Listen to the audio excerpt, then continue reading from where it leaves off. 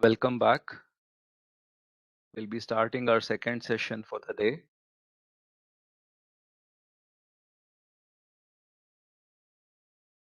The speaker for this session would be Mr. Harsha Murur. It's my privilege to introduce the speaker for the session. Harsha Murur is the founder and CEO of Teslan Technologies and is an innovator and entrepreneur with deep passion for technology and envisions transforming healthcare using the same. He's the founder and CEO at Teslan, where he builds healthcare products under Care Nation brand. Prior to starting up Teslan, he has worked for 6 years at Cisco Systems. He holds a bachelor's degree in computer science from RV College of Engineering, Bangalore, and also masters in innovation and entrepreneurship from Paris. Technology has always been intuitive for Harsha, and he has also looked at using it in very creative ways to solve problems. So after working at Cisco and later starting his company in 2015. So during the course of his startup, he was a part of prestigious Cisco Launchpad Accelerator, where he has led the company to winning Best Startup Award for the first cohort. He has also won some of the biggest tech competitions in India, including the Intel IoT Roadshow, Sequoia Healthcare Hack, Google Dev Hack, Cisco Thing Hack, and these are just a few of his accomplishments. Harsha has multiple certifications to his name, which includes managing innovation and design thinking, Cisco certified network associated, Sun certified Java programming, and he builds cutting edge technology based products at Tesla, you making use of IoT, machine learning, and AI, which makes a difference to patients' lives in over 7 countries. Not only deploying the products in private hospitals and public organizations, but he has also built products of global standards to deliver in Europe and Latin American markets. I welcome Harsha Murur for the session. Over to you, sir. Yeah. Hi, everyone. Thanks for that introduction. And probably I'll just share my screen and we can get started.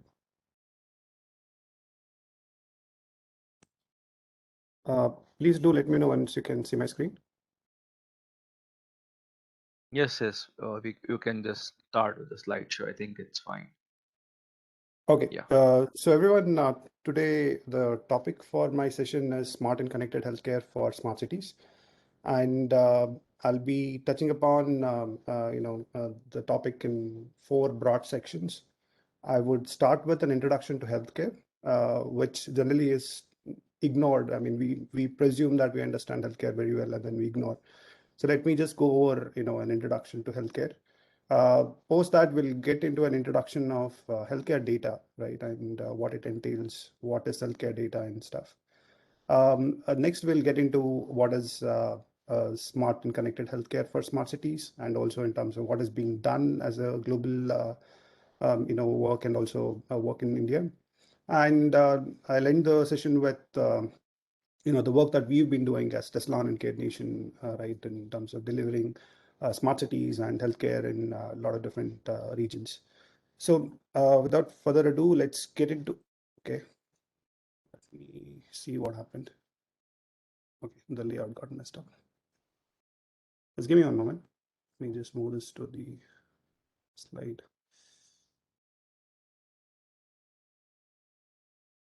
Okay, this was a duplicate. Okay.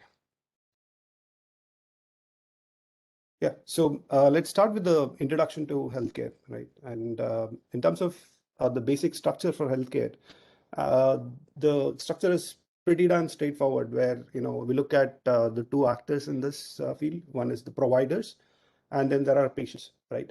And there's a transaction between the provider and the patient, where the patient is in need of care. He gets the healthcare from the provider. The provider can be a hospital, a laboratory, or it can be like a set of doctors or nurses who are trying to provide healthcare, right? And this care is in turn being compensated in terms of cash to the provider, right, from the patient. So this has been like the whole healthcare scenario for ever. I mean, if you go back only in the 1900s, did we kind of change the structure? But then for as long as we know, this was the primary thing where, patients were in need of care. They went to a doctor, an Ayurvedic doctor or some other doctor, and the doctor provided some medication or treatment, and then there was healthcare and there was payment.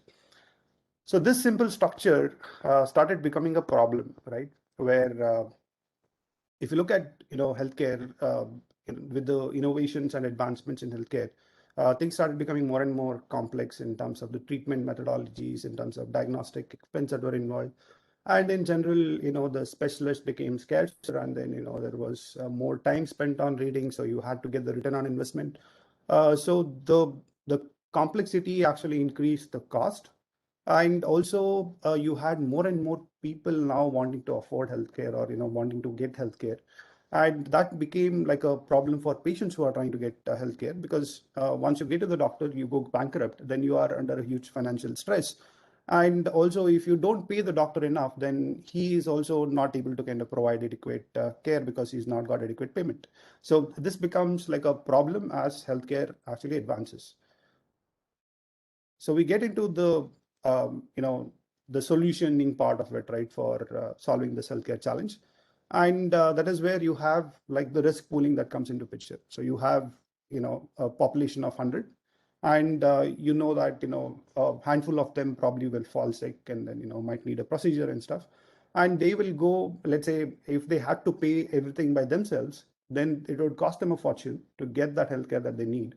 So instead, what you do is you split the cost evenly across the entire pool of patient, and so everyone pays a small part, from their share, and then the person who's in need of care for that year, presumably, doesn't have to spend as much, or it doesn't go bankrupt, right? So that's about risk pooling. So this is like the basic change that kind of came about in terms of insurance, and then how do you kind of manage this risk in terms of when you need care. You need to get care, and then at the same time, it should not mean that you will go bankrupt after you get the care. So that's a fundamental change that happened, right, in global healthcare, right. We are still in a mix of it. We are not totally towards the insurance thing yet, but then you get the idea why we have to move towards that. So the modern healthcare structure kind of becomes more evolved, right? Where you kind of have to get another actor when you're doing risk pooling. So you need an intermediary to manage the whole pooling of risk, right? So you have patients on one side and providers on the other side as usual. But now you have insurance providers who might be private companies that you kind of go buy health insurance from. And of course, there is government, so which are actually providing you healthcare. So that's like a primary part of healthcare that is driven in, given out in India as well. So you have to pay premium or taxes, which kind of account for a small sum that should ensure that you get good quality of healthcare.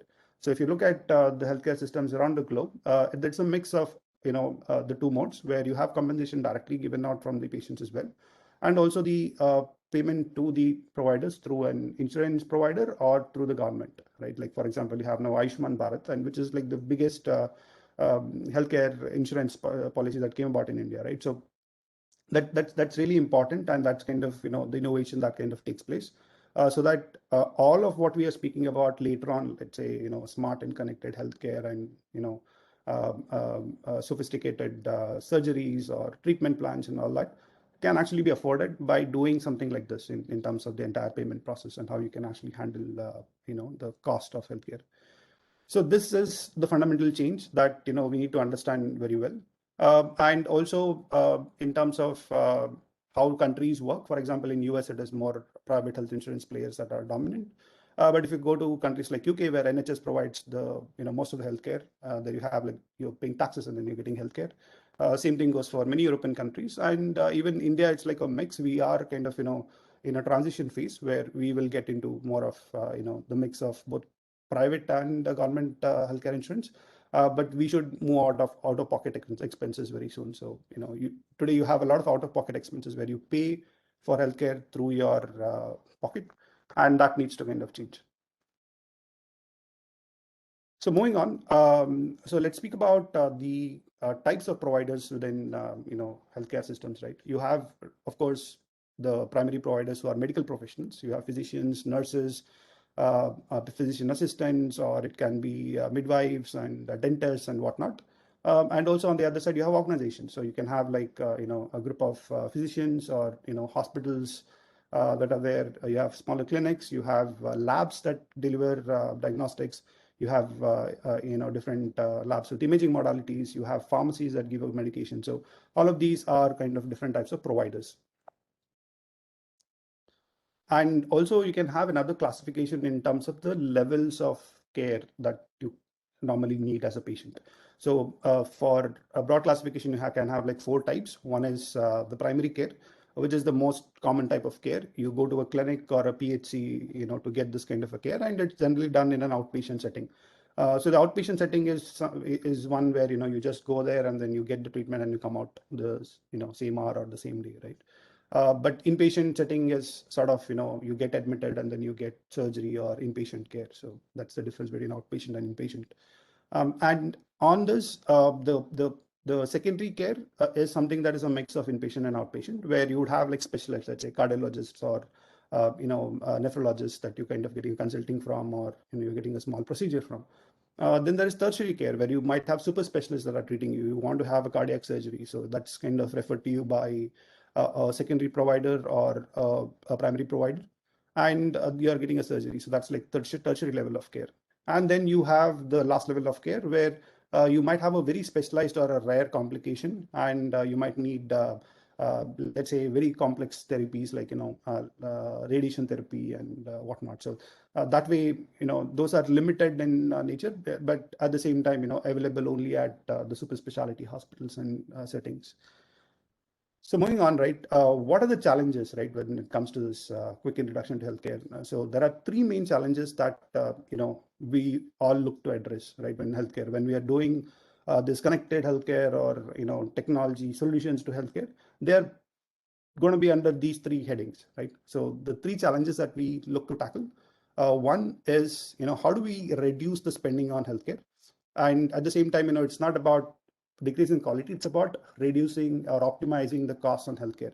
So we have the population that is getting older, we have rising prices, inflation, and also we have a problem with the utilization, right, where you might have like newer technologies or newer treatment plans coming in, and then you want to utilize them, and then there's cost that would increase, and that would mean that you're spending a substantial part of what you earn on healthcare, right?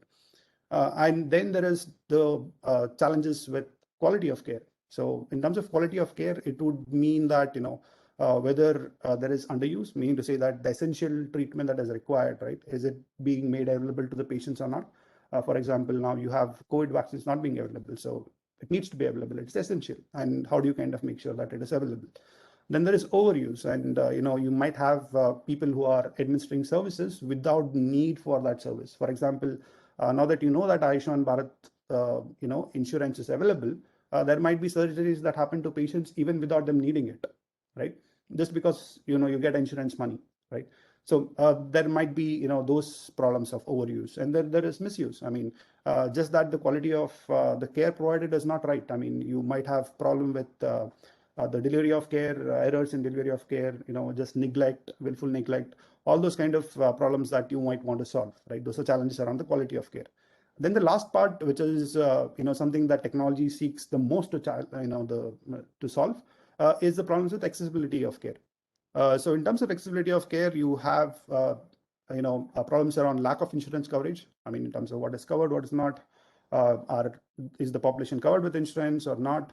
How can you kind of broaden the scope of insurance? How can you optimize? You can do a lot of optimization in terms of how EHR is processed, how codification is done, to actually improve insurance coverage as well.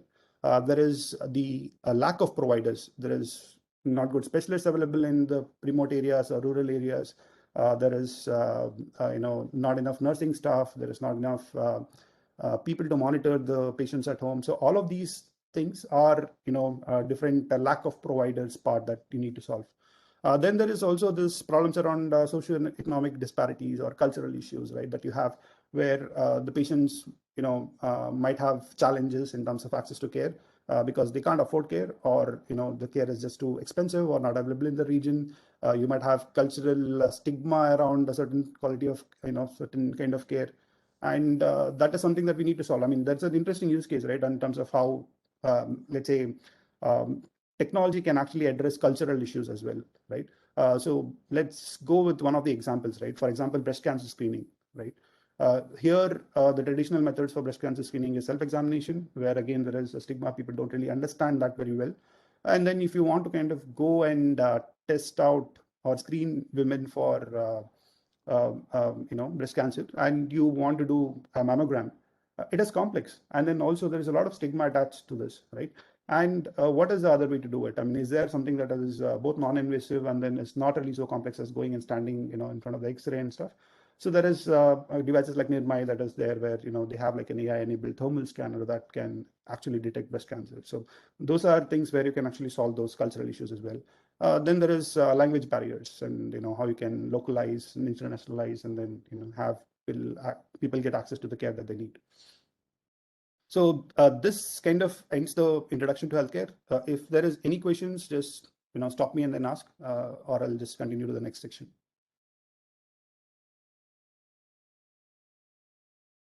So Rajeshwari ma'am, since you have the sir, you chat can, open, yeah, sir, you can continue. There are no questions. Okay. Yeah. So let's get into the introduction to healthcare data, right? I mean, we spoke about different players in healthcare, different actors, how they're compensated, and how the overall structure is.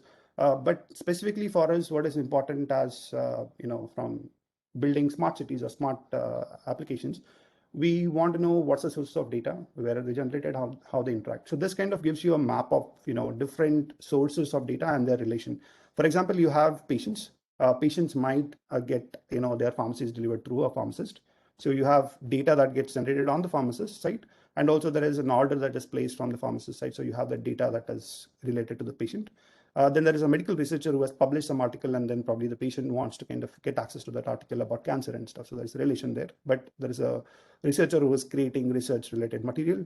There is an internet search for simplicity, right, where you might have patients searching for certain medical conditions. So that there is a lot of people searching for symptoms of COVID now. I mean, then that people have that symptom and then they're searching for it. So that there is a heat map that you can create for searches related to COVID, or let's say certain disease. Then there is providers who kind of have the electronic medical records, and they have the patient's data that is filled in. There is prescription that is given out. So all of this kind of goes into the medical record system. There's also medical devices that the patients use, both within the hospital and also their homes, and that again leads to more data that actually gets collected. There is lab devices that are there, and then laboratories that are there that generate data for the patient. And also there is imaging modalities that generate data that goes into the PACS or the EHR, where the reports are stored. Then there is also the other players like the intermediaries that we spoke about earlier, the insurance companies or governments that actually collect a lot of data around processing of claims, around the population health and stuff. And also, if you look at this outer barrier, that is actually important, the government regulator, right? So all of the patient data is actually considered something that is sensitive, right? And the government actually has control about how its population's health data is managed. And it also defines that the health data can't really move around geographies or the geographical boundary of the country, and definitely not patient sensitive information. So that is something that is a regulatory part of all the healthcare data. So moving on, right, if you want to kind of broadly classify the healthcare data that is present, we could classify that into structured data, which is in the form of tables. Then the EMR, these are data around the patient demography, or certain classified or very well classified data that is actually present within the patient's record. There's also unstructured data, which can be clinical text. For example, the physician is writing a lot of notes. I mean, of course, we have handwritten prescriptions in India that gets lost, but then that's something that we're looking to change. And there, you would have like this physician notes that would be there. There is imaging that might be radiology related imaging, or in the labs, you can have the slides that are digitized. There can also be images from the the fundus image of the eye, or it can be a dermoscopy image or an endoscopy image. All of these are part of unstructured data in terms of images. There's also signals in terms of unstructured data, like if you have patients within the ICU, there's a lot of data that gets collected, and that's very useful and part of the connected care delivery process and how you can optimize care. And all of this is part of unstructured data.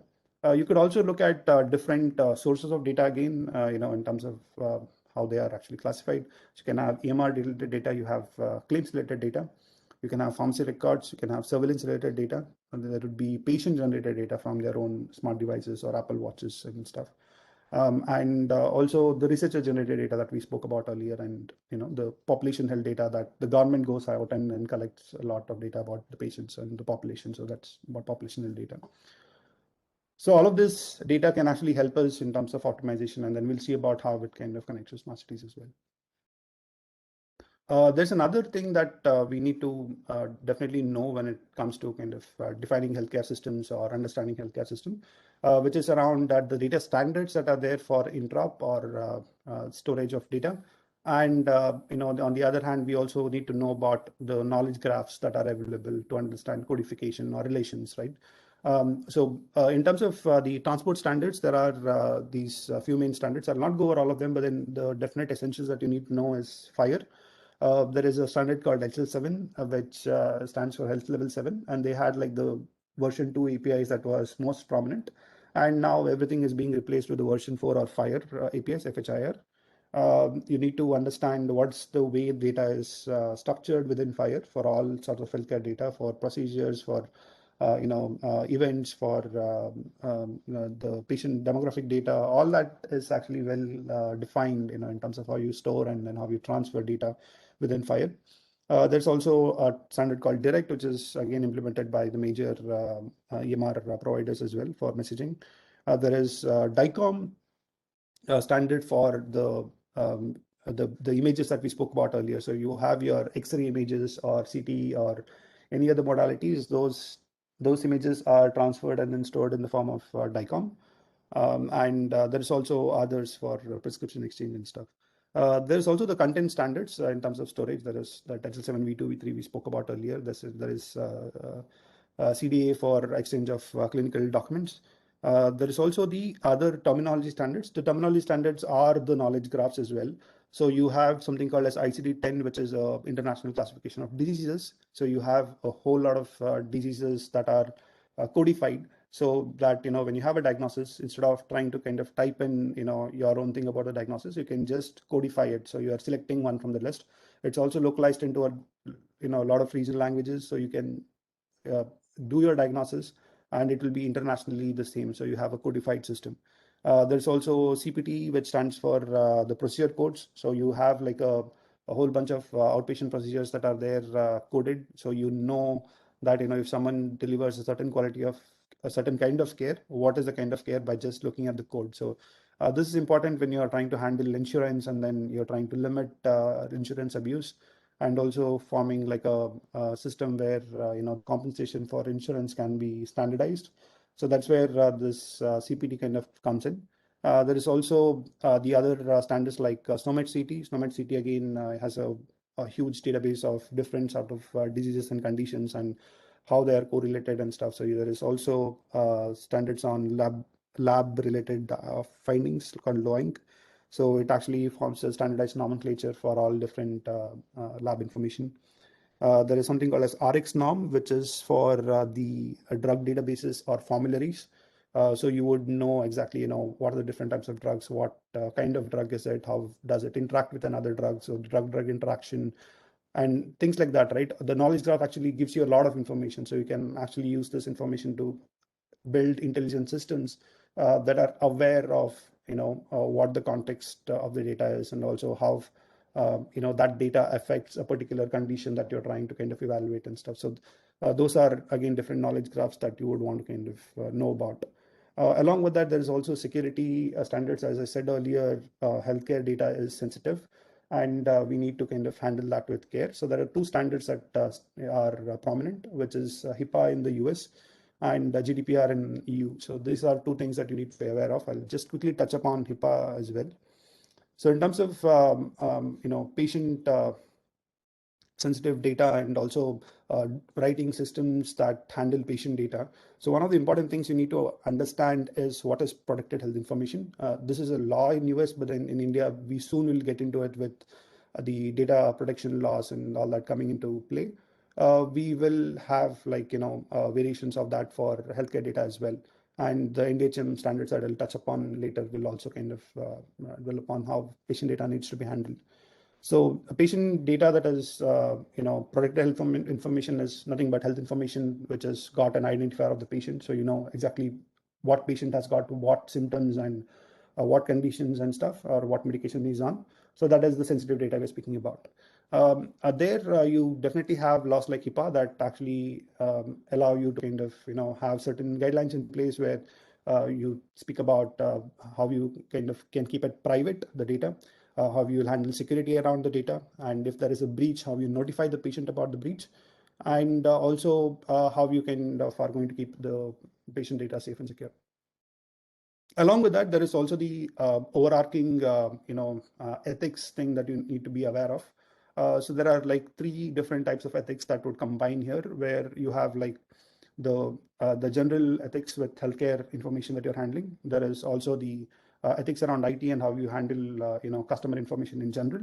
And then there is the software engineering ethics, and how you kind of can write software that can be with less number of errors and error free, and also you don't have intentional malicious code into your software. So those are different ethics that you need to kind of abide by to ensure that you're actually building a system that can help the patient and not really adversely affect the patient and the healthcare process.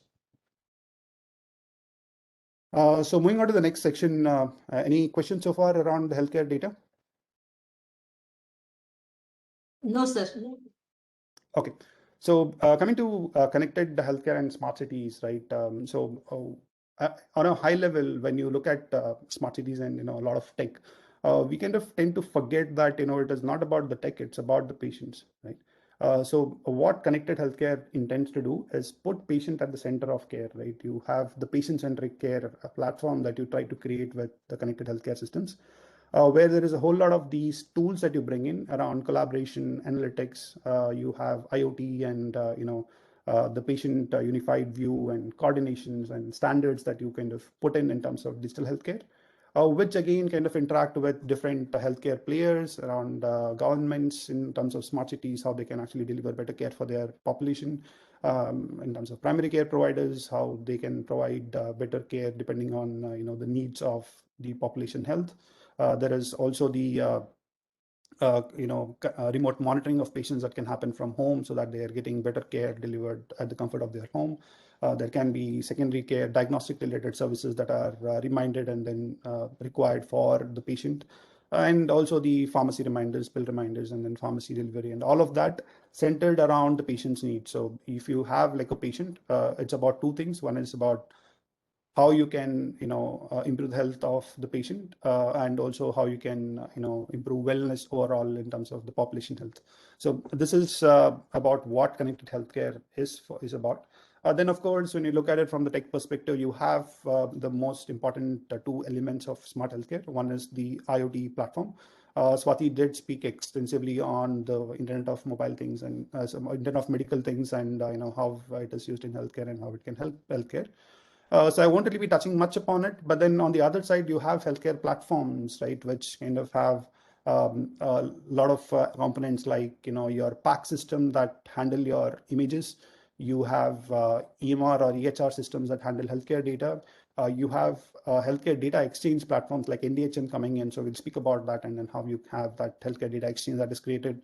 There is also the service portal. It can be a self-service portal for booking the appointment, or it can be portal for getting access to your personal health record. It can be portals for patients data that is provided in a unified view to the providers. So that is something that also is part of the healthcare platform play, right?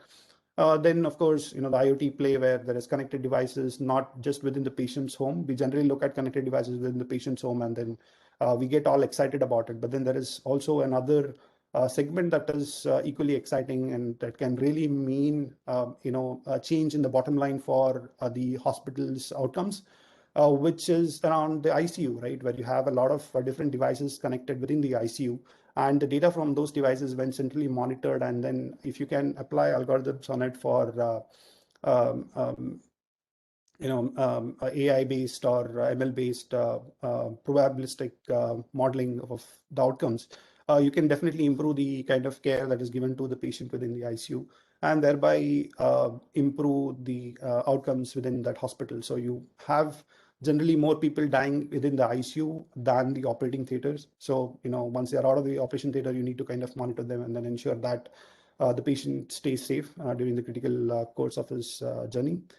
So that's where these systems in terms of IoT and then how you can actually handle the patient data comes in very effective. And then of course the chronic care, even geriatric care, you have the aging population which can be monitored from home. You have diabetes cases, or even let's say if you're undergoing cancer treatment and you're on chemotherapy rounds, then you can be monitored from home and then you don't have to stay at the hospital. So all of these different sort of connected care kind of converge into like a single unified platform for providing that smart care and smart healthcare for smart cities. So moving on from there, let's speak about why connected healthcare, right?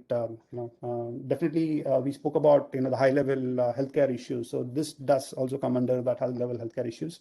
One is definitely in terms of reducing the cost, right? While we look at smart healthcare and then it looks expensive in terms of the investment that is being made, it is bound to kind of reduce the cost of healthcare, where you can have improved health for the population. Thereby, when you have a wellness focused or wellness centered healthcare policy, you are reducing the critically ill. And if you look at the costs that are there, if you have to treat a condition at its initial symptoms, the cost is very low. When you are treating it within an ICU or within, let's say, a critical care scenario, then there is a really high shoot up of the cost, and then you have the cost that can be reduced by focusing on wellness and then connected healthcare. There is patients who can take more responsibilities. They can have actionable items based on the data that is collected on them.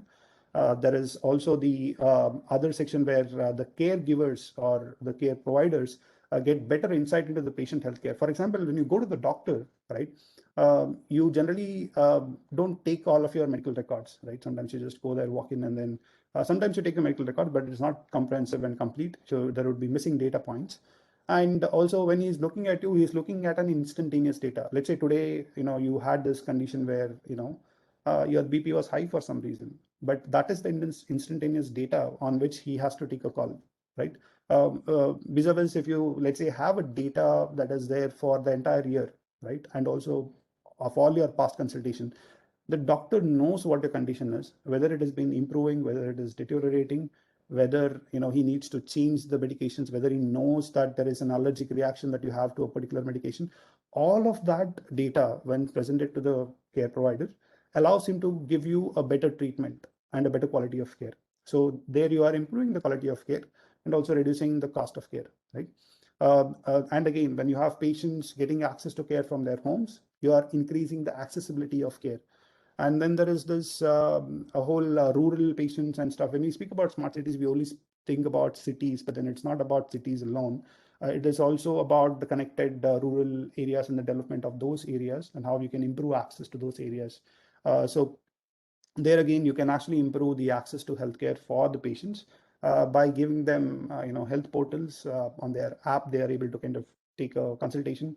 Today, everyone has got a smartphone, and there is 4G, and soon there will be 5G penetration that would give that access to network for people even in the remote areas. But then you can't really expect all the specialists to shift to the rural areas and then provide care out of there, because you just don't have enough specialists to do that. And also the specialists would want to kind of serve in the metro or the large super specialty hospital, which would make it difficult for you to get access to the specialist care from the rural areas. And there again, the connected healthcare can help you in terms of getting access to the kind of care that is required without having to travel to the urban areas for the care. So Specifically speaking about challenges when it comes to healthcare in the Indian context. So the major things that this is again in the very specific NDHM context as to why it is required and why it is coming in.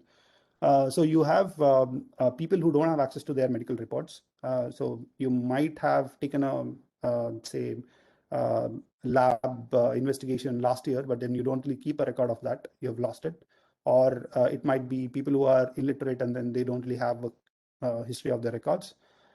People don't have info in terms of what care is provided at what hospitals. They don't know what a certain hospital is about. Today you have hospitals that specialize in a certain field, and then you need to go to that hospital to get the best quality of care for your particular condition. And then sometimes people don't really know which doctors to go to or which lab to go to, right? Then there is no choice, right? There is not enough choice to consult the doctor that you want. You might be pushed into meeting a doctor that is suggested to you by the hospital versus the hospital the doctor that you wanted. So you can actually visit him remotely then, right? I mean, that will kind of make it more easier. There is also the other part where the supply of medications is a challenge. We spoke about vaccination earlier, where COVID vaccination is a challenge. But then also there is this supply of essential medications that are required even for COVID. That is a challenge. So there is no kind of streamlined process in terms of the supply chain of pharmacies. There is also the other side where the doctors don't have enough data to kind of give a proper quality of care. There is treatment follow-up that is often skipped. So there is a lot of times when you look at healthcare, we don't really understand that it is many a times trial and error process. So the doctor would prescribe you some medication and then say that if you don't feel better, do come back, or do come back and tell me what happened, right? And that is actually very essential because if he knows that there is a condition and then is given a certain antibiotic, you need to complete the course, and that is again a problem where patients don't really complete the course. And also, once you have felt better, you need to come back and tell the doctor that you have felt better, and then he knows that this treatment can be solved with this. I mean, this treatment really works.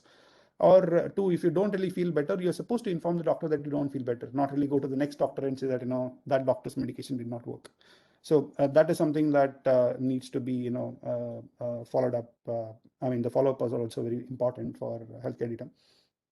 There's also the other part that the doctors are not able to monitor patients remotely, so they'll have to be in that care setting to be remotely to be monitored. And the hospitals and doctors also have a problem with the ease of doing business. So there's a lot of challenges when it comes to this payments and then payment management. There is these hospitals that generally get into problems with overbilling or underbilling, and there is problems with insurance providers processing their payments, problems with patients not willing to pay, and all those things. So there is a lot of problems around the ease of doing business as well. So that's where the NDHM tries to kind of form an ecosystem which consists of all the different actors in the system. So you have the governments, you have state government and the central government, you have hospitals, labs, clinics, and all the different care providers. Then you have these TPAs or health tech companies that actually work with insurers and then get that insurance processed. There is the healthcare professionals, which is the actual doctors or practitioners that are providing care. And then there is also these other administrators and stuff. So it tries to kind of encapsulate everyone within that circle. And at the center of it, again, what you see is patients and citizens. So you have that patient-centric care that is the focus, and then that's what we are trying to do with connected healthcare. There's also this extensive NDHM architecture. The literature for this is available on the NDHM site, so you can go and then read up that. But on the high level, right, what you can look at is more of a think of it as a UPI for healthcare, right?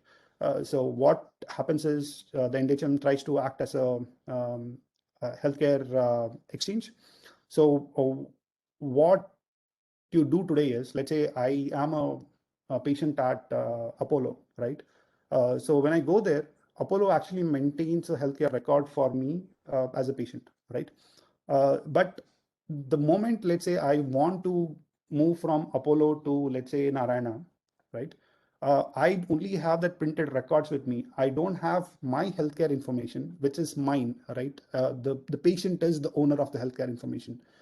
And I want to move to Narayana, but that data does not move along with me. It is still with Apollo, right? So it is ethically wrong. It is even, borderline legally wrong because it is my data, and I'm not able to kind of move it from Apollo to Narayana, right? And this needs to be made possible, right? Your healthcare providers don't really kind of own your data in entirety, right? There is, of course, access that they have because you have given them access to your data. But then the moment you want to move from Apollo to NH, you should be able to do so without having to worry about how your data moves. And that is what NDHM tries to do, right? Where you have Apollo and NH agreeing to a certain data exchange standard, and the patient being given the right to transfer his information from Apollo to NH. So now what would happen is, let's say you go to, it's a simplified view that I'm giving you. I mean, there would be, complexities there in terms of how it's implemented and stuff. But on a high level, I'll go to Apollo. I'd say, fine, I'm not happy with the treatment. I'm going to Narayana. So I go to Narayana. Then I say that, okay, fine, this is my PHI that is there within, Apollo. And I want to transfer it to you. So the Narayana guy will actually ask you for your patient ID, and then it would make a query, okay, to the exchange, saying that there's a patient who wants to kind of get this data, and that's probably present in the other care provider, which is Apollo. So the NDHM acts as an exchange where it gets access to the data from Apollo and then flows it to NH, right? Now, for that flow to happen, there is someone who needs to authorize, right? And that is where you do it all the time, right? You have UPI where you authorize payments, you have other related authorizations that you do all the time. So there is that contract part where you authorize as a patient using, let's say, Aadhaar, for example, and then you say that I get this OTP, I enter in that OTP for that transaction, and that gets authorized, and the data flows in from Apollo to NH. So that is what we're trying to do here, where at a high level you have like this healthcare providers and patients, and there needs to be an exchange where your information can move in from one provider to another, right? And this again links to a lot of things in terms of your standards of care, in terms of your premium for insurance that can be decided on top of it, in terms of how insurance can be paid out to the hospitals and all that. So this kind of is the overarching kind of need for that. In terms of benefits, right, definitely I spoke about it, but then at a high level, you have digitized health records. So you have a health record that is digitized, there is continuum of care. So you're moving from one part to another and stuff, there is continuity. There is ease of doing business for hospitals because, it's more transparent in nature. There is easy access to healthcare services for the patients. And also, since you have all these data that is also flowing into the centralized government systems, so you can have a better evidence-based planning and policies implementation. And at the end of it, you can have a lot of innovation that happens, since now the access to health data can be given to a lot of different players by the patient. So the individual clinics or even startups that are coming up with innovative solutions can get access to that data, which would have otherwise remained with, let's say, Apollo or the larger hospitals, right? So now what happens is you kind of build a system that can interact with NDHM. So you ask the patient to kind of provide access to that data from different providers that he's connected with. And now you can build a solution that really works for him without having to trouble him to get access to all the data manually and then upload it. I'll speak about architectures in general. So this is one of the reference architectures from Azure and how they kind of have their Azure API in the center of it. But in general, for health systems that are connected, you have the systems of records and the systems of of engagement. So the systems of record is where the data actually gets generated. There would be clinical data, there is imaging data, there is genomics related data. There would also be smart devices or smart monitoring systems at home that generate data. There would be third-party data that I spoke about earlier, and all of these data can then be flown in through an ingestion layer. The ingestion layer would generally have transformers or adaptations that would happen, even normalization of the data, validation of the data, cleanup, and all those things. So that next step is for it to flow into the storage. The storage again needs to be kind of way standardized, right? So that's where you have these FHIR APIs. So again, FHIR is an HL7 standards. Azure's API for FHIR is the Azure's implementation of the FHIR APIs. And that kind of forms unified standards for integration into different healthcare or HIS systems. And all of that, again, has got this underlying layer again where, you have identity, security, audit. So all of this is important. I spoke about security earlier and identity, but, I've not touched audit. I'll speak about that as well. Then there is other piece where you're trying to kind of make sense of the data and then provide information in a standardized or meaningful manner for the care providers. So there you have like this different patient or the clinician portals. You have different mobile experiences. You have dashboards. You have even collaboration things like Teams and stuff where you can actually get access to that data represented to you. Like an event or like a chart or whatever it is that allows you to best comprehend that data. It can also be that machine learning layer that is kind of processing that data and then trying to figure out if there is an anomaly within the data that is ingested, or if there is sort of a trend that we're looking at in terms of probabilistic mortality prediction and stuff like that. That can actually be again part of it, and then it gives you insights. It can also be the other way around, where let's say the systems of engagement might kind of ingest data as well, where you might have like a patient or a clinician's portal where you're trying to kind of ask some questions.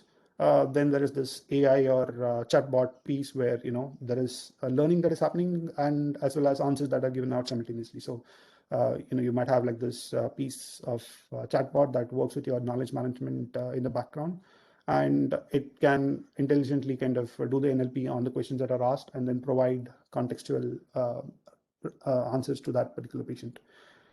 I spoke about the other two things. I'll come to that audit part. So one of the very critical pieces, right? If you remember, I spoke about that HIPAA thing earlier and the safety and stuff.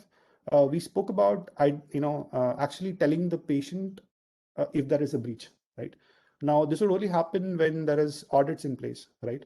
So you should have a detailed access and audit logs in place so that you can actually trace back, you can actually understand what went wrong, what was done when. Okay, so all of this is really, really, really important. I mean, more than, not more than, it's definitely as important as the security. So it is a very important piece of your regulatory or compliance related aspect, which is a very detailed audit log within any healthcare system that is handling patients' healthcare data.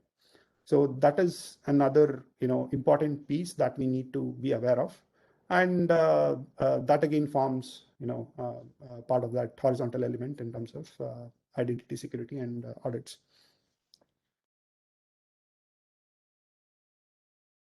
We move on to the next one. So I'll not really touch much upon this. I guess, Swati went extensively about the healthcare of, the Internet of Medical Things. So IoMT is, the IoT for medical devices. Again, like we spoke about earlier as well, it could be like from different devices where you have home-based devices or ICU-based devices and all that. And then again, you would have a cloud architecture where you would have ingestion that would happen through, let's say, MQTT, wherein the data is flowing in without being, normalized. Then you will have a layer that actually normalizes, groups, transforms, even persists the data. And then you are making it available to all the different HI systems on a standardized FHIR API. So this would be like a standard format where, different healthcare data comes in ingested. It can be through a message bus or, MQTT or something like that, where the data flows in. You would then have, this normalization, transformation, and grouping and whatnot. And then you will persist that data and then also have that XML interface to the next step where you are standardizing the inputs as FHIR or things like that. There's also this piece on data analytics, AI and ML in healthcare that is important. So we spoke about three important technologies if you look at it, right? The IoMT, so Internet of Medical Things. There is also the second data that we collected. So what do you do with the data? So there is definitely that big data and analytics piece that comes in. So when you're collecting data on the entire population of the city, then you have insights that you can draw. You know what are the clusters where there is a certain outbreak of a communicable disease, or if you have like a lifestyle related disease that you're seeing within a particular geography, then you know that there is something with their nutrition or something with the lifestyle that is actually causing problems. All of these insights can actually help in that policy and the decision making for the governments as well. There is also the There's also the rest of the stuff where you could have like patient-related insights that you can give. Let's say for a diabetic patient, he knows whether his condition has been improving, whether he's getting reminders regularly and all that stuff with insights and AML. And also on a high level, there is like multiple different things that you could actually bring in with AI and ML within that healthcare space. Definitely advanced things like assisted robotic surgery, but then simple things like assisted medical diagnosis. So here you're not really doing a diagnosis. What you're trying to do is you're trying to triage or you're trying to ease the diagnosis process. There is image analysis, there is drug discovery. The protein folding problem is really something that AI can help with. There is virtual nursing assistance. Since you want to kind of reduce the cost, so you need less number of people on the job. So a lot of questions can be handled by AI assistants, and that can actually increase the ease of access to care as well as reduce the cost of care. There's other things around fraud detection, medical risk prediction, and data security and stuff where AI and ML can actually be used. One other important thing is clinical trials as well. The other thing on the audit is there is another thing that you can use for audit, which is blockchain. Again, that is an important use of technology within healthcare, where you can have these access log and audit logs put into the blockchain so that it is non-tamperable. Yeah, so I'm done with that previous section. So any questions so far, or we can go to the CareNation and digital health part. We can have Q&A session at the end, so you can continue. Okay, fine. So let me just go on then into what we have been doing around digital health and smart cities and stuff, right? So the company that we found is called Teslan, but the entire offering in the healthcare space is in the CareNation brand. So what CareNation is most of an advanced healthcare delivery platform that is built on those standards that I spoke about earlier. And at the same time, it tries to kind of incorporate all the cutting edge technologies to bring about an easy access to care even remotely, right? So the whole spectrum of things, if you see there, you have the left-hand side where you have the telemedicine or teleconsultation pods, which are a replacement for the traditional clinics that you see. And here you can have like a whole lot of medical devices that are connected, and taking data or taking a vital on that device directly makes the data flow into the medical records of this patient and also to the doctor on the other side. So the patient can have like a life-size conversation with the doctor for any condition there is. There is also data entry that can happen through assistant or paramedic or a nurse within the pods area. And also there would be other devices like video scopes for dermatology examination or throat examination or ear canal examination, and even stethoscopes for auscultation that can be done remotely. So all of this allows you to kind of carry out almost every interaction or transaction that happens between the doctor and patient in an in-person consultation over this virtual channel. So it kind of leads to accessibility of care for patients within the rural areas or tier 2 areas and specialist access. There's also the other piece where we have the ICU cards that are there. So this can be used within the ICU or different wards and the hospital settings, where the doctor might be sitting in a remote specialty hospital, or he can be at his home, for example, in the middle of the night. But he's able to access his patients and then provide them that care that is required using these cards, which can be trotted by like the nurse who is there or the duty staff who is there. And we also have the robotic version of the card that can actually help provide care remotely. There's other things that we do in terms of medicine vending machines, for example. So we have done interesting cases where the pod that I spoke about earlier, we have put it in the snack vending areas beside the petrol bunk. Now on the highways, you have access to care. Now, once you get a consultation with the doctor will prescribe you medication. So how do you get access to that? So we have like a medicine vending machine where you can scan that prescription and it will allow you to do an online payment using UPI or card or cash. And also, it will actually dispense out the medication that is prescribed to you. There is other things that we do around AI and ML in healthcare. There again, our process has been more modest as an approach. We've decided that we'll not really get into treatment plans and all that is AI based. We are doing more of a assisted diagnosis thing where we can have intelligent screening or triaging of patients for conditions. And these set of conditions might be like heart sound anomalies, or it can be like breast cancer screening or diabetic retinopathy screening. So those kind of screening related use cases, that is what we're looking at. And also the home-based care, where you have app and the IoT gateway for getting access to care from home. It can also have a flavor of it where you have transactional teleconsultations from home. And these are again something that we have implemented with large hospitals in India, as well as in Middle East and Europe and Latin America. So again, right, these capabilities that I spoke about, right, and also like this backpack clinic or whatever we are seeing here. So these kind of act as elements of smart cities, for example. So we have implemented this Hubli Dharwad smart city, for example, where we have deployed these pods, these vending machines, the EMR systems, the AI-based screening systems, and all of that leads to that smart city system. And incidentally, that actually won the best healthcare projects for smart cities in India as well. There is also the use cases with large private hospitals that are looking to do outreach programs with solutions like these.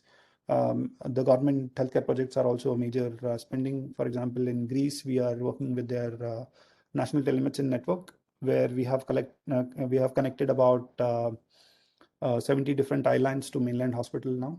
So it is more of an use case where it's an archipelago. So you have like very tiny islands in Greece, and access to healthcare within those islands is a challenge. So you have these pods that are deployed, that is backpacks that are deployed for access to care from home. And all of these lead to a better quality of connected care for the population of Greece. There is also COVID-19 care. I'll speak about COVID-19 care and what we do in COVID-19 as well.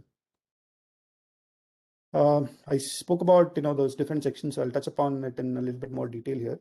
So in terms of access to care for patients from home, so we have something called as express teleconsultations, which is very similar to the way you have mFine or Practo-based consultations, but then this is more of a provider-driven or hospital-driven thing, where we provide the software or the platform to the hospital, and then the hospital provides care through our platform. And here you have a very easy way to book consultations with the doctors from that particular hospital, and also enter that consultation from your phone or laptop or any other device that you have. Again, the doctor has got a whole lot of details about you in terms of your older patient records, his schedule for the day. You can have alerts and then consultations and whatnot for taking that call. There's also the carts that I spoke about earlier, right? I mean, these are the carts that are deployed within the ICU and the wards. And as a physician or the intensivist who is taking care of patients in the ICU, you can get access within your laptop or the larger system that you see here, or you can have it access through your phone to kind of get access to the patients. And this is really important. For example, if you look at stroke, right? You need a neurosurgeon or a neurologist to tell you whether you need to thrombolize a patient or not. So for those cases where that golden hour that we are speaking about, within which the damage correction can be reversed, so the damage can be reversed, is very important. Otherwise, it becomes permanent. So that is where you would have like this emergency care also delivered through a cart like this. There's a robotic cart that I spoke about earlier. Again, this is something that we develop and manufacture in Bangalore. So here, the idea is, the earlier carts are manually trolleyed by the nursing staff or the duty staff within the hospital. But what if, you are looking at a case of COVID care within the ward, and then for anyone to go inside, there is PPE that they need to wear, and then there is all these complications with senior specialists not being able to go inside. So that is where you would use something like robotic cart that you see here, where you can use a phone to kind of control these carts remotely. There is real-time video collaboration. There is also maps that are available. You can point a location in the map of the floor, and it automatically navigates to that that point, and then you can actually conversate with the patient or understand what is the condition. You can look at the vitals and all that through the IoT part. We also have these connected monitoring piece where the devices between the patient's bedside are connected to the centralized monitoring platform, and that data is also available to you for monitoring the particular patient. So this again is something that we have deployed in multiple hospitals, and we're working on it extensively. This again uses the concepts of ROS and a robotic operating system, and how navigation can be done with SLAM and stuff. There is a medicine vending machine that I spoke about. Again, this is something which we have deployed in the smart cities as well. You can have your prescription that can be scanned within that scanner that you see here. It allows you to also pick, the over-the-counter drugs, or even things like sanitary pads or contraceptives through this touchscreen. So you would do the payment as a UPI or the card-based payment, and once you're done with the payment, you can also get the receipt and the medications delivered within the box at the bottom. There is also extensive care that you can provide to patients from home. For that, we have something called as home care app for the patients, which also works with the devices that are connected. So the patients can monitor themselves from home using the app, and you can provide them education related content. You can have questionnaires that are answered around behavior or symptoms. There is health checkups that can be scheduled. And also what we try to do differently is have more of a nurse calling from home, which is virtualized. So a single button click on your phone allows you to get in touch with the nurse. And depending on the need for a specialist to get connected to you, they can directly put you in touch with a specialist as a call transfer. Or if you want, to schedule a call for a later time, they can do that as well. So all of that provides you the similar quality of care that you would get at the hospital. For example, let's say you are admitted in a hospital. The first thing that you do if you're having any discomfort is you would reach out to a nurse. You would use your nurse calling system, or you could, use a pillow speaker or whatever. I mean, you can, wave at the nurse, and the nurse would come to you and then understand the situation, and then you would have like a specialist or a physician look at you. So you would do the similar thing here in a virtualized format, where you press a button and then you have a nurse that you can talk to, and then you get access to care. This helps in reducing the cost of care, where you get the same quality of care that you would at a hospital, but from the comfort of your home at a reduced cost, and also you are reducing the burden of the kind of care that you can actually get from your home. I mean, for the doctor as well, to provide that quality of care. There is the backpack clinic that again is interesting. We have these deployed within the peripheries of the cities, where there would be the paramedics who carry these backpacks to the patient's home for camps and stuff, where there is a whole lot of data collection that happens around the patient's health insight. And also there is teleconsultations that you can do through a tablet that is present on the backpack, and also a whole lot of connected devices that gives you a lot of different metrics and vitals like BP, SpO2, temperature, even fetal heart rate for maternal cases, and if hemoglobin readings for maternal cases. All those things can be handled through that backpack, and also you get access to teleconsultations from the backpack. One of the important distinctions in the way the software is built is that it is built to handle offline mode as well. So even if you are offline in the periphery, you can still do that data collection, and as soon as it comes online, it automatically syncs the data. So you can have the case that is presented to the doctor, later on, and then he can provide the, recommended treatment plan or prescription rate as well. Just stop this and move to the next one. So I did speak about the cart. I'll not touch much. So these are all the different connected devices and accessories that go with the home care systems, and also around the other peripheries that actually go with the connected care ecosystem. And the things that you see at the bottom are the devices that actually are connected to you within the ICU, and these again are connected to the gateway and then monitored centrally. There's also the list of software capabilities listed here, where you have all of this being a part of the platform, and a bunch of them together deliver a particular use case. And you're able to cover like a whole variety of use case within the smart city or a healthcare system. This is the cart stuff that I was speaking about. So you have the manual cart and also the robotic cart, and you can control them through the single app, both on your phone as well as a laptop. There's also the other kind of care that is there within the system, which is the employer-driven care. Most of the times we don't realize, but then employers form a very critical part of the care delivery process, because they cover insurance for many people, and that again should not be limited to just the insurance. So you would have the employer providing better healthcare for their employees, because quite frankly, the employees are the most important asset for any company. So access to mental health for employees, access to annual health checkups, which is also part of compliance for a lot of employers. There is also accessibility with telemedicine and wellness and monitoring that can be provided, along with the corporate clinic that can be digitized as well. This again, in terms of an on-prem model, how you would have the structure, you would have like a data center with storage for the large objects, and also there would be a cluster of servers for running your applications, and then of course the DMZ, and then the access to the applications from outside. There is also the architecture with microservices and Docker that allows you to virtualize and then scale these services horizontally, and this kind of allows you to build a system that is at the scale of a city or a smart city, where you have lakhs of patients and hundreds of providers, or thousands of providers in terms of physicians and stuff, but hundreds of hospitals that can be covered within the system.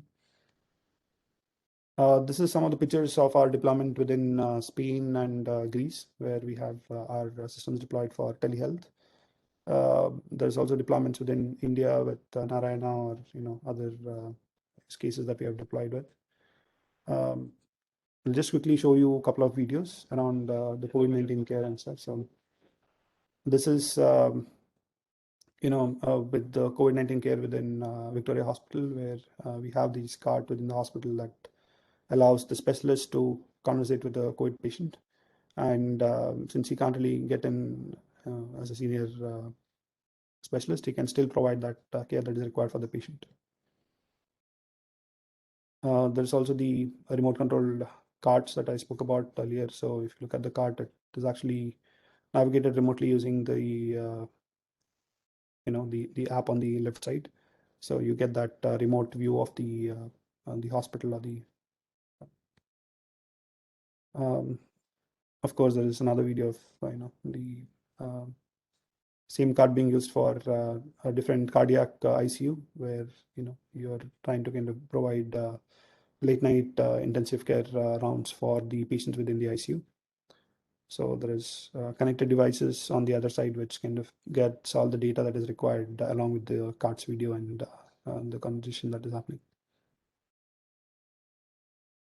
So we have these cards deployed also within UAE and one of the deployments.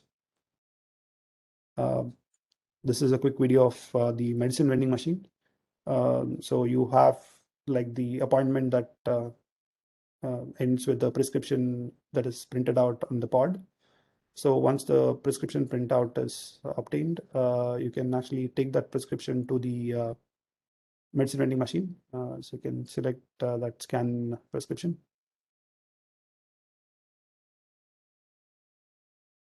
So the scanning of the prescription allows you to kind of then process the payment, and also the receipt is printed out and the medication is delivered at the bottom. So this again is a very simple medicine vending machine. Again, one of the other things is that this also forms part of the connected system. So that what prescription was prescribed by whom, when was it fulfilled from the machine, how many times was that prescription fulfilled, and all that stuff allows you to kind of have a better supply chain, and also prevent things like antibiotics abuse, or drug abuse, where you have a prescription that is fulfilled more than once, and you can keep a track of all those things. So this is again, on the COVID rounds and doctor view on the other side, you can actually get to see the patient.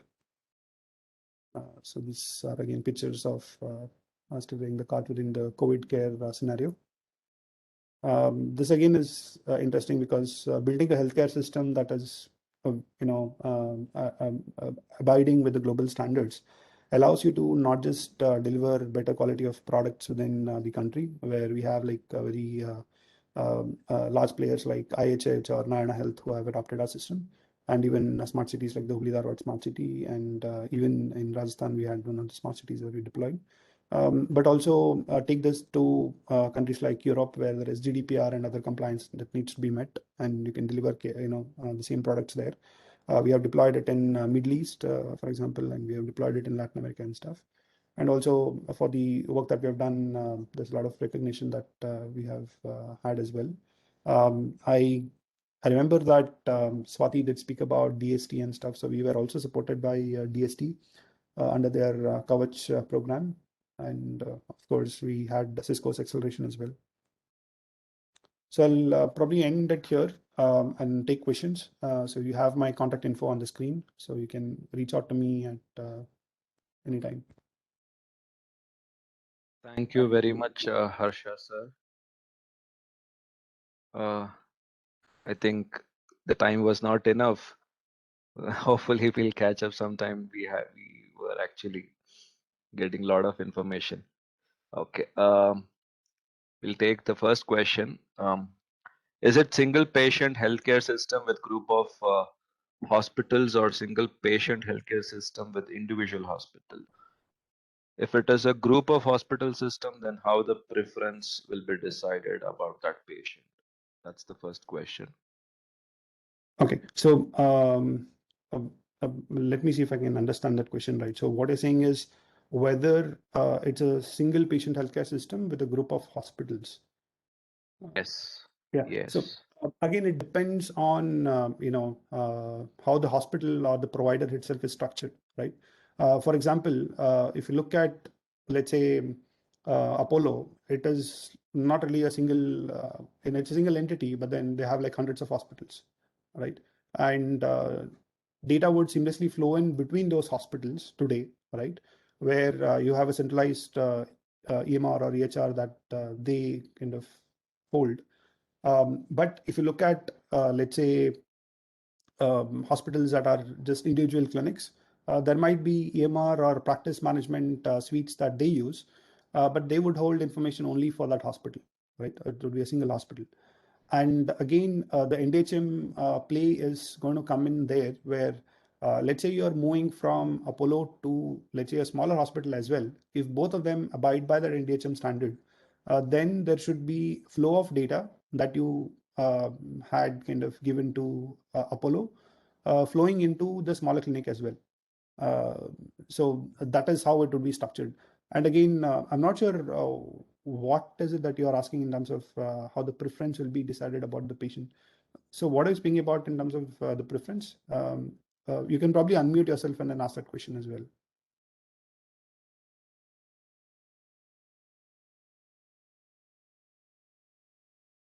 Manish, did that answer your question, or do you have any other questions?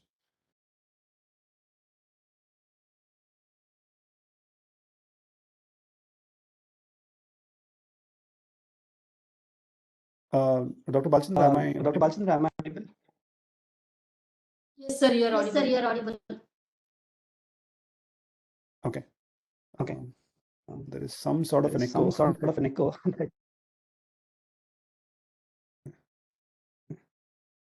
Any other questions? Continue.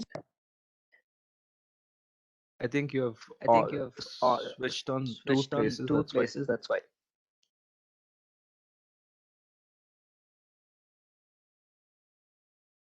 Professor Manish.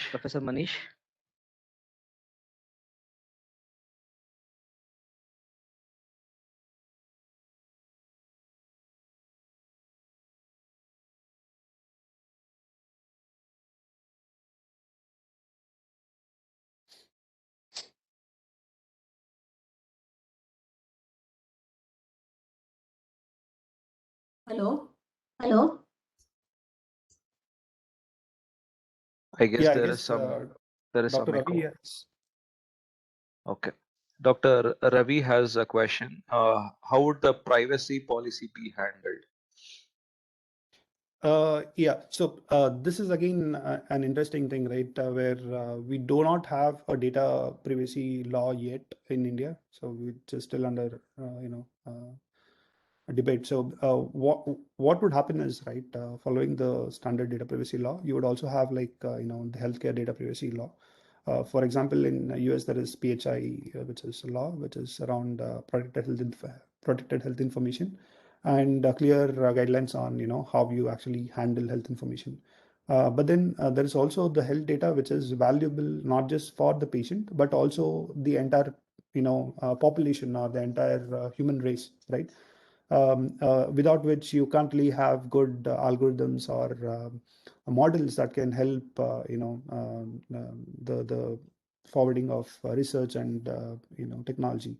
So that is where what you would ideally do is you would actually remove identifiable patient information, and you would get that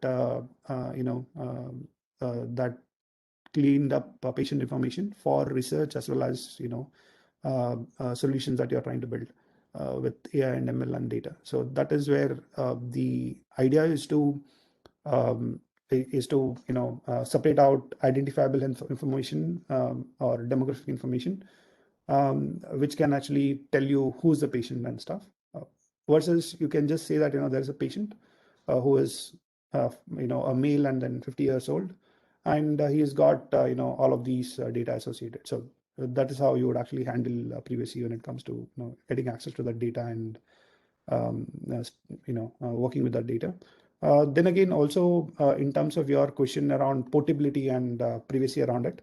So if you have data that is flowing in from say Apollo to NH, that flow of data will be authorized by the patient. Okay. And that authorization will be handled through things like Aadhaar based OTP authentication, like the way you do today, right? You have a lot of places where you use Aadhaar to authenticate that transaction. So that would actually ensure that your data is not really moving without your consent. And again, the consent is really a very broad thing within NDHM. So it can also have things like, how long do you want to give access to data, or what all data do you want to give access to a particular provider as well. So you can say that, I just want to give him access to these 3 records and nothing else, right? And then that too for just 1 day or 1 hour. So you can do that to actually, reduce the access to your data with that particular provider. And also your provider needs to abide by all the other laws of NDHM for him to be able to access that data. So Dr. Ravi Shankar, does that answer your question? I see that there is another question. Services like Nation Backpack and Nation Home are only for urban areas or for rural areas?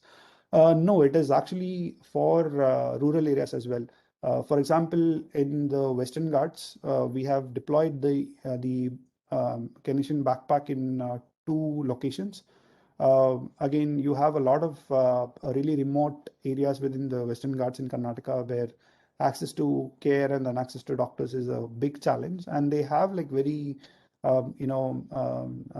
hard time with the kind of climate they have, where there is conditions like insects getting into the children's ear, or they have fever for which they need treatment and stuff very often.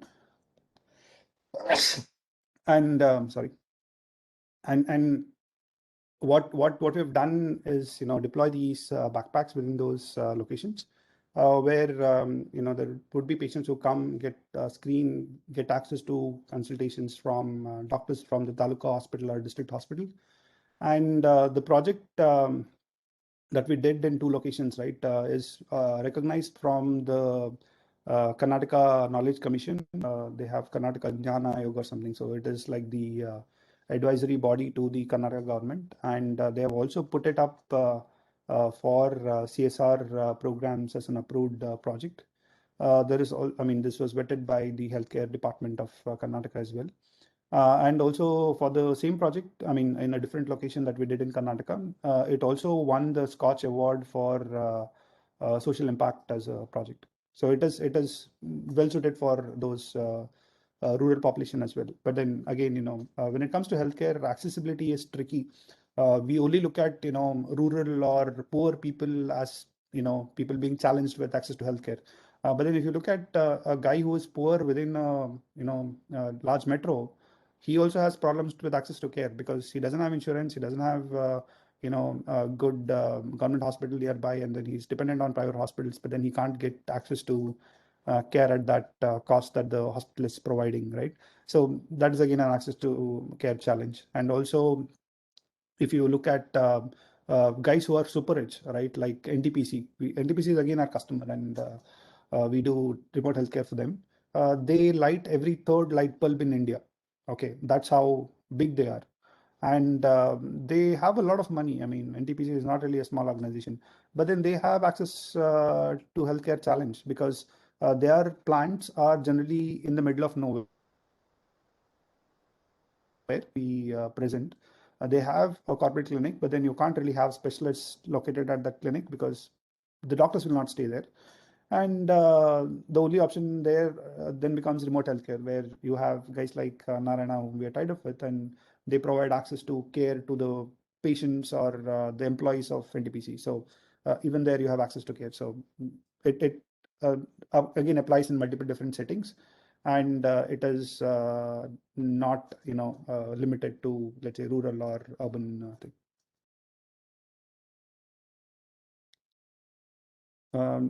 Samriddhi, does that answer your question?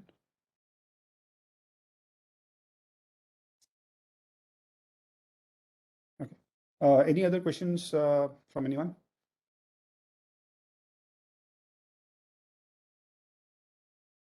Yeah, I think that's all we have. There is one question. Services Mhm. like Care Nation Backpack, Care Nation Home are only for urban areas or rural, also for rural areas? I think that he answered the question just now. I have one question. Is Yeah, it go ahead. possible to predict the health issues of a person based on his present health conditions? Yes, and you know, a very cautious yes, right? So, if you I mean, I didn't really have a slide about it, but then I really touched on a high level on it, right? In terms of predictive healthcare models, right? And basically, that is something that we do. I mean, we don't have it in production yet, but then we are working with one of the reputed institutions as well on this specific use case as well, where the mortality within ICU, right, is one of the major deciding factor for the bottom line of a hospital. Okay, so there is all these data that gets generated with the patient bedside monitors, the infusion pumps, and the patient's treatment plans and all that stuff. That is a whole bunch of data that is captured, right? Now, depending on all the data that you have, in fact, there is also open data sets that are available as well. And what we can do is we can look at the data and then say that, given the last 24 hours data, can you predict sepsis, right, for the patient for within the next 24 hours? Or can you predict mortality, of that patient for the next 24 hours?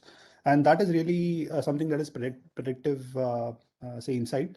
And based on that, you can actually, improve or change your treatment plan so that you can have a better outcome. So that is a very important use case within the connected care scenario.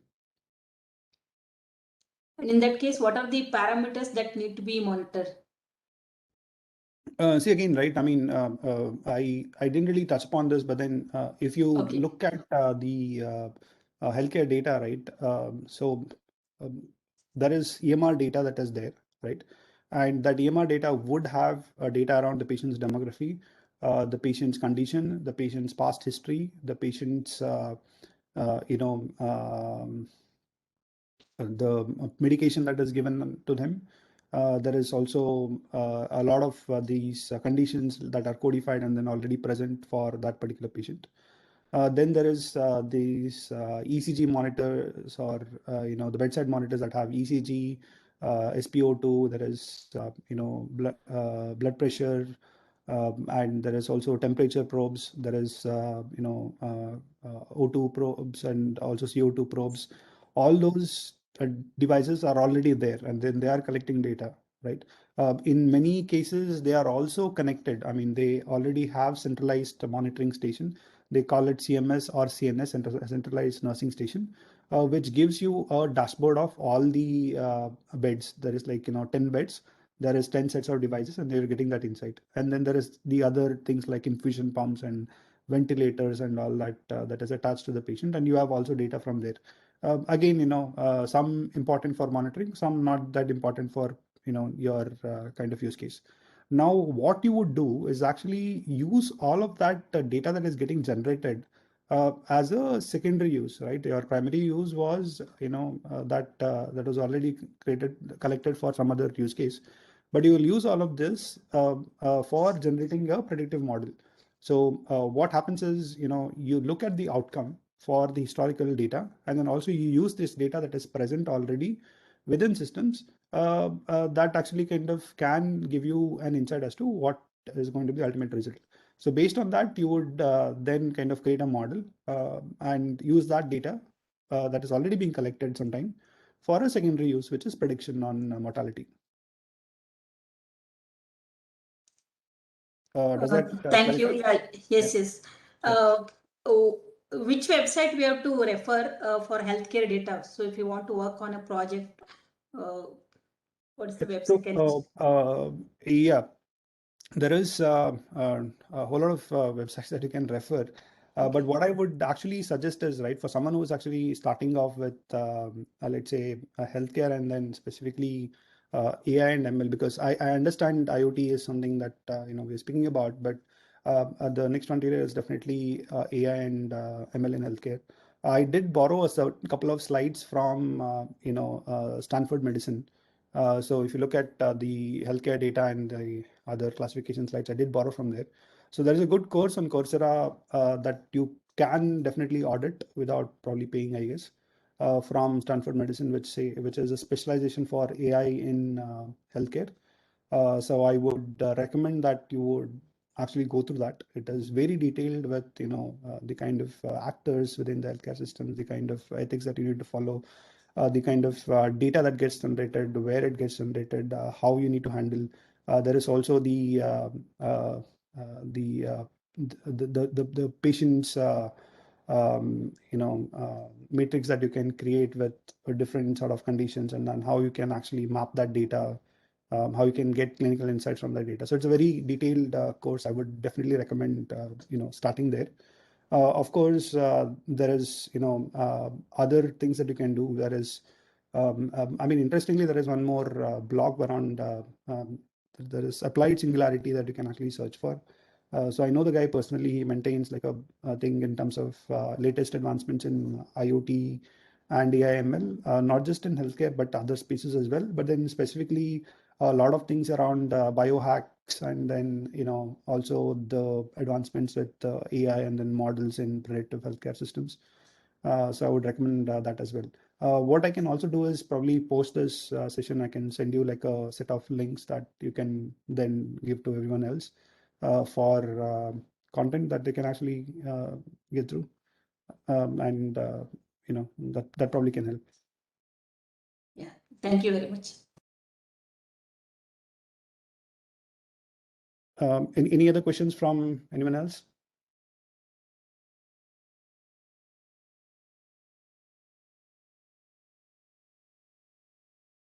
Okay, so if there are no questions, probably I'll end my talk with this.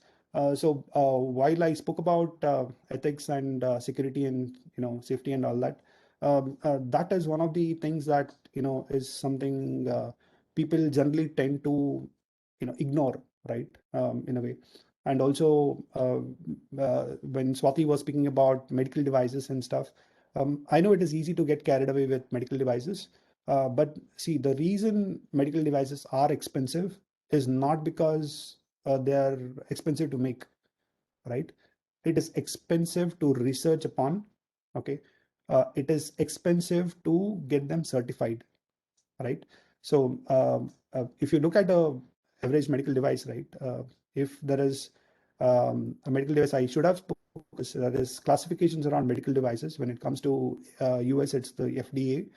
In India, we have BIS for standardization of medical devices, but it's not really extensively used. But in Europe, you have CE for medical devices classification.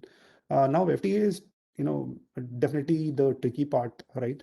Where there is a very thorough set of guidelines and then standards criteria that need to be met for a device to be certified and then be used by the general public. So the idea is that you are better off doing no harm than trying to kind of do some benefit. So you need to ensure that your devices are well tested, they are of a certain quality, and they are certified by all these standards. And that is a very lengthy process which takes a lot of time and effort and money to complete. So when it comes to medical devices, while we look at it and say, okay, why is this device very expensive? There is the cost because it meets a certain standard, and also there is research that goes along, and that needs to be funded as well. And at the end of the day, there is also a way for certification and other things that will actually kind of take up a lot of cost that gets involved, right? So the way to reduce the cost of healthcare is by risk pooling and then insurance and other mechanisms, and not really kind of cutting down on quality. So that is where we need to be very cognizant of those things in terms of patient safety, the patient data privacy, and all those things while we're designing and developing healthcare systems, both in terms of software and hardware systems as well.